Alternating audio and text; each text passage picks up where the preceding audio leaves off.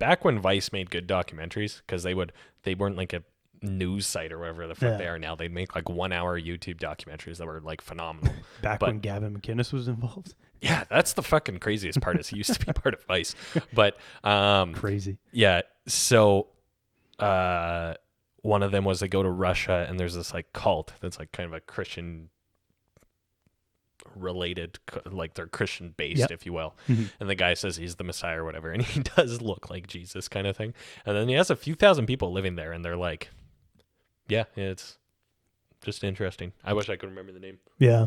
Honestly, if you go like to Vice's YouTube and go like date added oldest or something like that, you'll probably find them. There's some good ones. Yeah. There's ones about like a bunch of like amazing, like actually great journalism is what it is, because they reported on like certain African warlords and stuff. There was this one African warlord who like would fight his battles naked or something like that.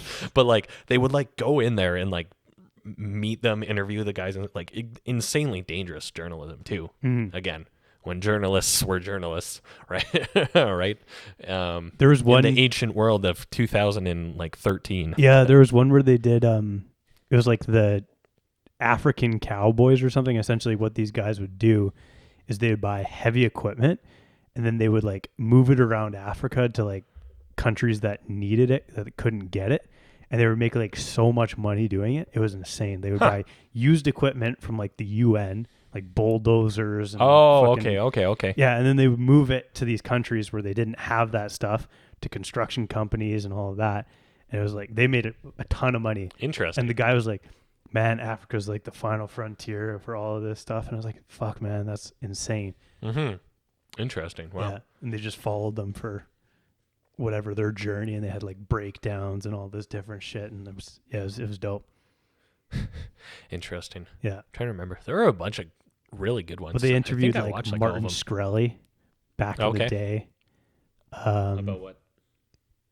This was just as he got arrested or whatever. Like I think that's after they had changed their but they've been on a downward trajectory. There was still good stuff they were doing in like 2017 and stuff, but yeah, they're now like nothing. Well, now they're just like they're almost like another eye-rolling liberal news outlet where it's just like they just kind of report the same news, but Young with Turks. Well, and then they're more on the page with like even like Vox or something right now, which is just like ugh.